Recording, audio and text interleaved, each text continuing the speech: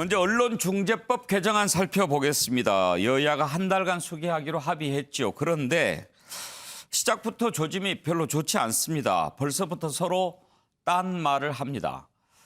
그러니까 합의문에 27일 처리한다 이렇게 돼 있는데 이걸 합의를 해서 처리한다라고 야당은 생각하겠죠. 그런데 여당은 그런 거 없었다. 그냥 27일 처리하기로 돼 있다라고 합니다. 어제 김기현 원내대표 만나서 물어봤죠. 그랬더니 그 합의 전제 조건은 없었다라고 얘기합니다. 왜 그랬습니까? 물어봤더니 그렇게 하면은 합의해 주겠습니까? 그렇게 얘기를 하던데요.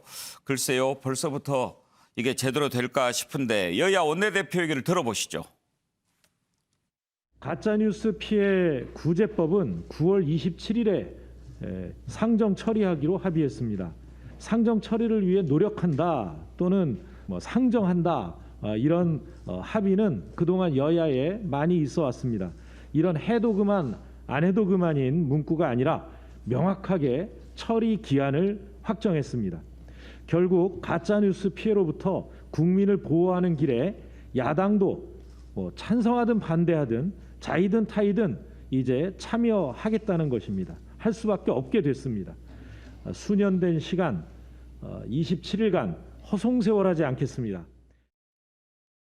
만약에 합의가 안 됐을 경우에 그러면 자기들이 추진하는 원안을 처리한다 이렇게 명시하지도 않았습니다. 그러니까 자기들이 생각하는 건 원안들을 처리하겠다 그랬지만 우리는 협의체를 만드는 이유가 뭐냐. 예. 협의체에서 논의해서 그 협의가 완료됐을 때 처리해야지 서로 다른 생각을 가지고 사실 합의문을 만들었을 수도 있지만 예. 그냥 일반적 상식적으로 보면 협의체를 만들었으면 거기서 논의를 한 안건을 최종적으로 통과시켜야 되는 거 아니겠습니까?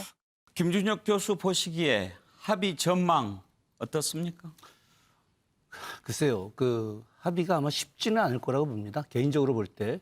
일단 기본적으로 그 언론중재법이 통과돼야 되느냐, 통과되지 않아야 되느냐 이런 문제보다 그 언론 개혁을 해야 된다라고 하는 어떤 국민들의 요구에 대한 당위성들 이런 부분들이 지금 이제 인정되는 과정 속에서 아마 좀 협의가 이루어질 거라고 좀 보고 있고요. 특히나 그 중요한 것은 청와대에서 이렇게 문재인 대통령의 어떤 발언 같은 부분들이 아마도 언론중재법을 갖다가 조금 더 시간을 두고 가게 하는 그런 중요한 그 기반이 되지 않을까 하는 개인적인 그런 생각을 좀 해보고요. 예. 다만 중요한 것은 이 언론개혁과 관련된 내용들이 아마도 그 국민들의 알 권리라고 하는 측면을 또 강조하는 측면에서 합의가 되지 않을까 하는 그러나 장기적인 과정 속에서 합의가 될 것 같은 그런 느낌은 갖고 있습니다. 네. 경선 룰을 바꿔야 된다. 바꾸면 가만히 있지 않겠다. 지금 역선택 방지 조항을 놓고 국민의힘 대선 주자들 간의 갈등이 커지고 있습니다. 윤석열, 최재형 후보 쪽은 역선택 방지 조항을 넣어야 된다. 이런 입장이고요. 다른 후보들은 대체로 반대하는 입장입니다. 가장 큰 관심사는 키를 쥐고 있는 선거관리위원회. 어떻게 결정할 거냐 하는 건데요. 이게 어떻게 정리가 되느냐에 따라서 판도 변화보다도 후보들 간의 공방 아마 상당히 치열해질 것 같습니다. 정홍원 국민의힘 선거관리위원장 그리고 이준석 국민의힘 대표 얘기를 한번 들어보시죠. 선수들이 이런저런 얘기를 한다고 심판이 일일이 대꾸하는 것이 그 점잖지 못한 일이라고 생각이 되어 그런데 얘기가 계속되고 있고 해명도 하고 이 자리를 마련했습니다. 객관적인 안을 만들려고 애를 쓰고 있는 사람들한테 험한 말을 하는 것은 품위가 손상된다는 사실을 제가 지적을 하고자 합니다. 특정 후보를 만난 것이 지지가 아니냐 주장이 있는 것 같습니다. 저 후보로 거론되는 사람이 찾아오겠다고 하는데 그걸 거절할 사람이 어디 있습니까? 선관위원장에 거론되거나 조금이라도 말이 나오는 상태에서 그랬다면 조심을 해야 되겠죠. 제가 지지를 얘기를 한 게 어디 조금이라도 기사 난 게 있습니까? 어디 있는지 한번 찾아보세요. 견강부회하는 그런 발언은 적절치 못하다고 생각을 합니다. 문제가 되고 있는 역선택 방지 조항 도입 여부에 대한 서병수 위원장과의 질의응답도 저희는 거쳤습니다. 이와 별개로 선관위는 기추인된 경선준비위원회 안을 수정하고 적용할 수 있는 권한을 가지고 있습니다. 그 선관위원장과 선관위원 등은 공정하고 중립적인 각자의 판단을 바탕으로 결론을 신속하게 내려서 이 논쟁이 장기간 지속되지 않도록 해주시길 부탁드립니다. 예, 김준혁 교수 일단 두 분 얘기를 들어보면 이준석 대표는 정홍원 총리가 다 이제 정홍원 선관위원장이 다 알아서 할 거다라고 이제 빠지는 모양새고, 정홍원 총리는 일단 후보들한테 약간 좀 그 경고성 발언이죠. 다른 말 나오지 않도록. 특히 지금 이제 논란이 됐던 게 정홍원 선관위원장이 오기 전에 윤석열 후보를 만났던 모양이에요. 네, 그랬던 것 같아요. 그래서 아니 선수를 만나고 심판이 이렇게 들어오면 공정성 문제 있지 않느냐라고 하는 건데, 그때는 본인이 선관위원장 뭐 얘기도 안 나왔던 때니까 이제 그런 얘기를 하는 건데, 역선택 조항 어떻게 정리가 될 것 같습니까? 일단 저는 반반으로 처리될 거다. 제가 조금 전에 저 화면 보니까요. 정홍원 총리가 화가 굉장히 많이 나셨네요. 보니까. 선관위원장. 화가 굉장히 많이 났는데 꾹꾹 누르시면서 말씀을 하시는데, 정홍원 선관위원장이 국무총리 시절에 나름 타협도 잘하시고 또 중재도 잘하고 또 인품이 좋기로 이렇게 좀 많이 알려주셨던 분이세요.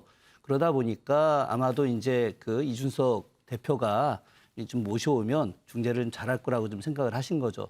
그런데 이제 이 역선택과 관련된 부분은 지금 사생결단 분위기거든요. 예. 우리 정치판 그런 얘기 있지 않습니까? 경선 세게 하면 3대가 서로 안 본다. 뭐 그런 이야기도 있는데, 지금 이 역선택 조항을 넣느냐 넣지 않느냐에 따라서 윤석열 최재형 후보의 어떤 승리, 혹은 뭐 홍준표 유승민 후보의 승리 뭐 이런 게 대결을 할 것 같은데, 예. 제가 볼 때 정홍원 총리의 스타일상 역선택을 안 넣는 조항과 역선택을 또 이렇게 방지 조항을 넣는 것을 한 반반 정도 여론조사를 해서 그것을 섞어서 이제 합의하는 방식으로 아마 중재를 하지 않을까. 저는 그렇게 보고 있습니다. 예, 아마도 느낌이 그렇게 가고 있는 것 같은 생각이 전 사실 확실하게 좀 들었습니다. 그래요? 예. 윤석열 후보의 두테르테 발언이 지금 논란이 되고 있습니다. 외교 결례 논란으로까지 번지고 있는데요. 자, 이런 겁니다. 홍준표 후보가 최근에 있었던 아주 나쁜 사례가 하나 있죠. 아주 어린애까지 못된 짓을 하고 또 살인하고 이랬던 나쁜 사람 거명하면서 내가 대통령 되면 이런 놈 사형에 처하겠다라고 얘기를 했습니다. 이제 국민들의 정서에 부합하는 발언을 한 건데, 이게 이제 사형제 놓고 한번 얘기를 해보자라는 쪽으로까지 받아들인 것 같습니다. 그러면서 윤석열 후보가 그런 발언은 두테르테식이다라고 얘기를 했습니다. 홍준표 후보 두테르테, 내가 두테르테라고? 그렇다면 당신은 두테르테 하수인이야. 이렇게 얘기를 또 합니다. 자, 이렇게 오고 가는 것 좋은데 정작 두테르테 대통령은 우리 우방 나라의 대통령 아닙니까? 이런 것은 옳지 않다. 장성민 후보 같은 경우에는 윤석열 후보 필리핀 대사 찾아가서 사과해야 된다. 이렇게까지 얘기를 합니다. 두테르테 대통령은 이런 일이 한국에서 일어나고 있다는 거 알고는 있는지 모르겠습니다. 관련된 녹취를 좀 들어볼까요? 홍준표 위원이 명의와 살해범 등 언급하면서 흉악범들을 사형시켜야 한다 이런 식으로 말을 했는데요. 흉악범들에 대한 강력한 처벌은 국민 모두가 바라는 것이고, 또 우리 법 제도 자체가 그렇게 되도록 설계가 되어 있습니다. 그러나 행정의 수반인 대통령이 형사처벌에 관한 이런 사법 집행에 대해서 언급하는 것이 좀 어떻게 보면 두테르테식인데, 윤석열 후보가 저보고 두테르테래. 필리핀의 두테르테래. 내가 그거 보고 어이가 없는데, 아니 사형 판결이 확정된 사람 집행하겠다는데 거기 왜 두테르테가 나옵니까? 필리핀 독재자 두테르테가. 김준혁 교수, 두테르테 대통령 듣기에는 기분은 안 좋겠어요. 아유, 당연히 기분 안 좋죠. 네. 예. 뭐 더군다나 또 홍준표 후보가 독재자라고 또 예. 표현하지 않았습니까? 뭐 두테르테 대통령 자신이 독재자라고 이야기는 하지 않고 뭐 그런 얘기 들으면 기분 당연히 나쁘겠죠. 예. 근데 지금 이 두테르테 대통령에 비유하고 이런 식으로 논란이 번지는 것을 보는 시각이 어떠십니까?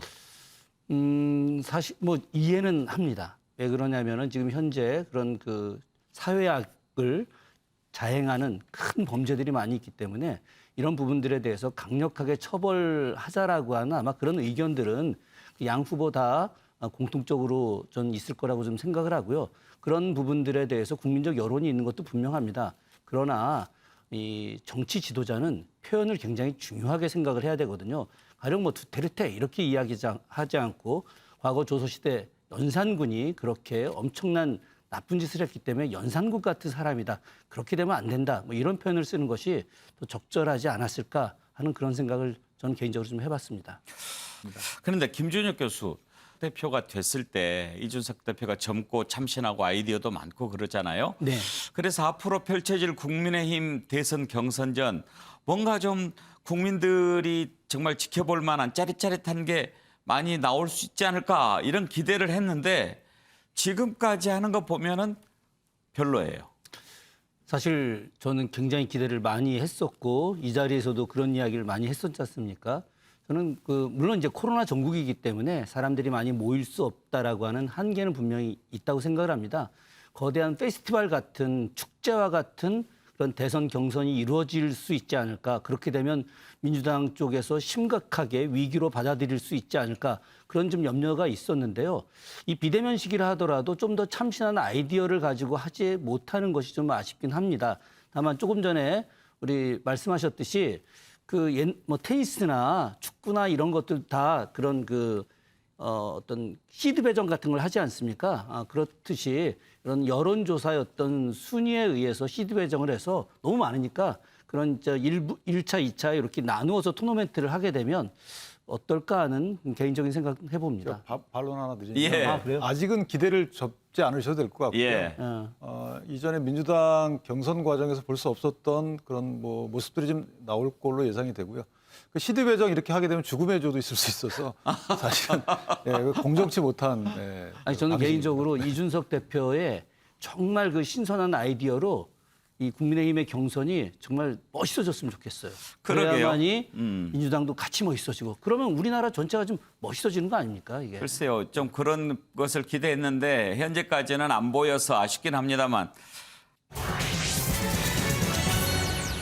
윤석열 후보가 검찰총장으로 있을 때 야당 쪽에 여권의 이러이러한 정치인을 고발하도록 사주했다.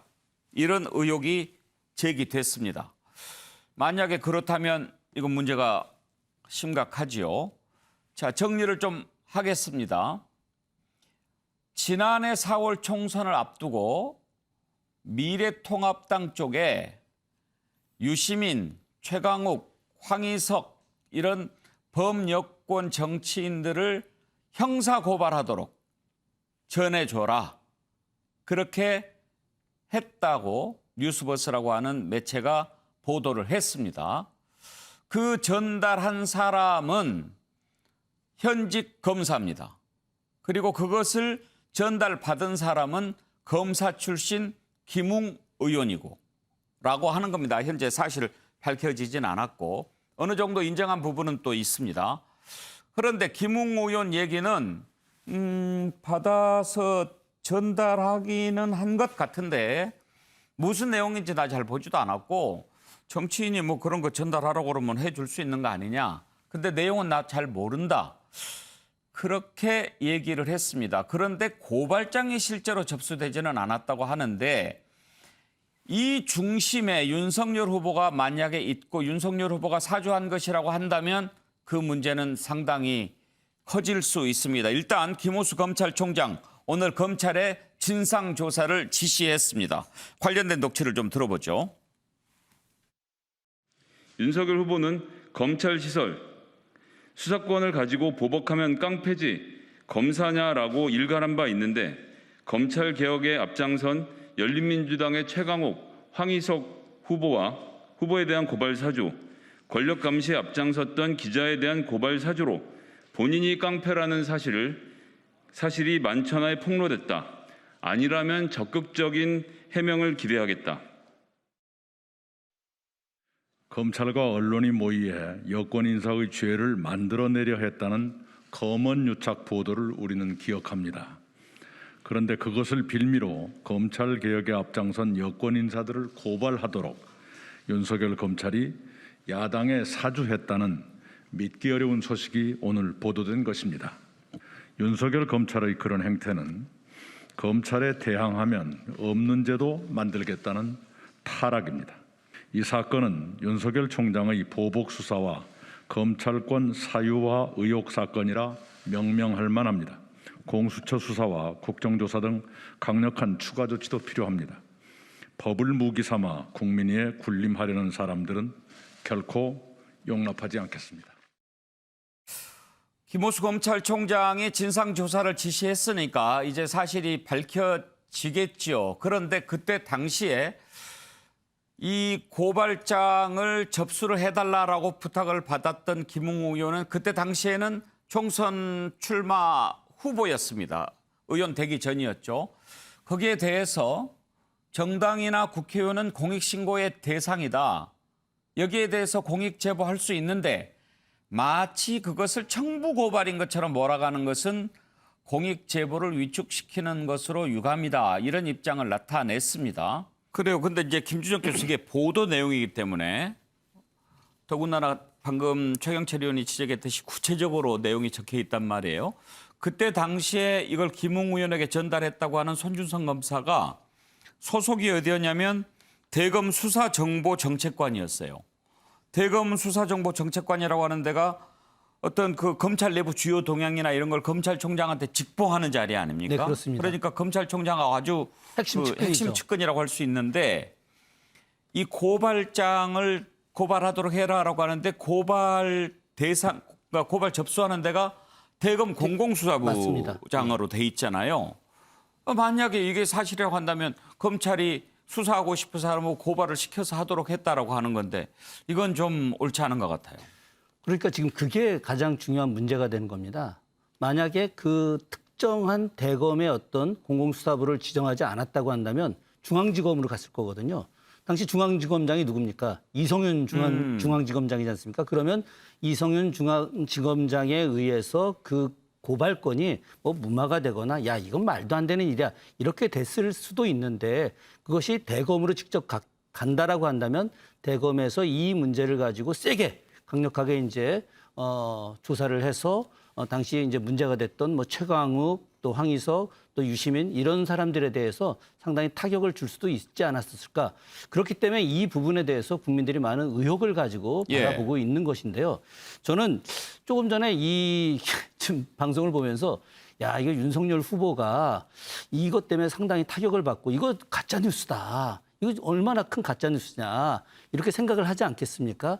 그래서 역으로다가 만약에 윤석열 후보가 대통령이 된다면 가짜뉴스 방지법을 갖다가 적극 추진하지 않을까 그런 그냥 우스개 생각도 해봤었는데요. 그런데 제가 드리고 싶은 이야기는 만약 이것이 의혹이 아니라 진실이라고 한다면은 진실일 가능성이 높다고 한다면 이거는 아마 특별검사 제도가 도입되지 않을까 그런 생각을 해봅니다.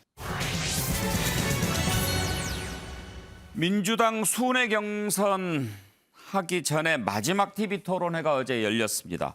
이번 토론에서는 이재명 후보의 답변 태도를 놓고 다른 후보들이 좀 집중 공격을 펼친 게 눈에 띄었는데요. 한번 주요 장면을 보시죠. 이 후보의 기본소득은 양극화 유지 내지 확대 방안이다. 그렇기 때문에 이건 좀 아닌가 싶은데 어떻습니까? 저의 정책에 대해서는 양극화 완화에 도움이 안 된다고 하시는지 설명을 한번 해주시죠. 아니, 제 답변부터 답변을 하세요. 오늘뿐만이 아니고 이재명 후보는 나쁜 버릇이 있어요. 누가 질문을 하면 답변을 안 하고 이리 피하고 저리 피하고. 지금 저보고 대답 안 한다고 하는데 이제 후보님께서 지금 계속 대답 안 하시거든요. 저한테 지금 계속 공격한 핵심이 왜 부자한테도 지원하냐였는데 왜 이 씨앗 통장 그 아동수당 100만 원에 대해서는 말씀을 안 하십니까? 제일 중요하잖아요. 왜 본인의 주장은 똑같은데 문제가 없고 저의 주장은 똑같은데 문제가 있습니까? 그 설명을 한번 듣고 싶어요. 아니. 이재명 후보 태도를 지적한 후보는 정세균 후보만이 아닙니다. 박용진 후보도 그랬고요. 한번 보시죠. 정세균 후보가 질문하셨는데 제대로 답을 못 들었어요. 정부 운영하시는 동안에 4년 동안 120조가 들어갑니다. 네. 그 재원말은 어떻게 다 설계해 보셨어요? 3천조 원이 넘기 때문에 실제 그중에 3% 정도를 마련하는 것은 결국은 저는 의지와 역량의 문제라고 생각해요. 저렇게 정세균 후보가 애타게 얘기하고 저도 만나 뵐 때마다 그 재원말을 어떻게 할 건지 이렇게 물어보는데도 이 후보님께서는 민감한 현안에 대해서는 좀 회피하는 태도를 보이셨어요. 우선 조국 전 장관 따님 조민양의 부산대 입학 취소 처분에 대해서 이렇다 할 입장을 내시지 않으셨고요. 또 언론중재법에 대해서도 지켜보는 입장, 원내에서 알아서 할 일 이렇게 말씀하셨고요. 전국민 재난지원 경우에는 행정부를 상대로 집요하게 따지던 태도하고 비교하면은 뭔가 좀 중요 현안에 대해서 민감한 문제는 회피한다. 예. 김준혁 교수, 이재명 후보가 지금 1위 후보 아닙니까? 네. 아무래도 부자 몸살이기 뭐 좀 이런 측면도 있다고 봐야죠. 저게 오마이 TV의 토론회였거든요. 예. 제가 또 충실하게 하려고 또 다 보고 왔습니다. 아, 그러셨구나. 예. 근데 저는 그 보면서 어떤 생각을 했냐면은 이재명 후보 캠프에서 토론 나가서 꼭 이렇게 해라. 그 이야기의 핵심은 중요한 뭐 좀 문제가 되거나 좀 얘기하기 곤란한 건 두루뭉술하게 좀 이야기를 해라라고 하는 아마 주문이 좀 있었던 것 같기도 합니다. 예, 그런 측면에서 이제 답변을 하다 보니까 이렇게 그 답변이 좀 시원찮다, 또 뭐 그러고 태도에 무례가 있다, 뭐 이런 이야기도 하는데 또 한편으로는 제가 봐서는 또 이제 똑같은 질문들이 계속 이어진 것도 있습니다. 정세균 후보의 어떤 그 기본소득 질문과 박용진 후보의 질문이 똑같았는데 그것들이 이어지다 보니까 아마도 그런 그 태도에 대한 문제 혹은 답변에 대한 문제가 있을 수 있는데 저는 뭐 그 경선 과정에서 충분히 있을 수 있는 일이라고 생각을 하고요. 다만 조금 더 대통령 후보로서 적극적인 답변을 하는 것들 이런 것들이 국민들을 위해서는 좀 필요하지 않을까 하는 생각을 해봤습니다.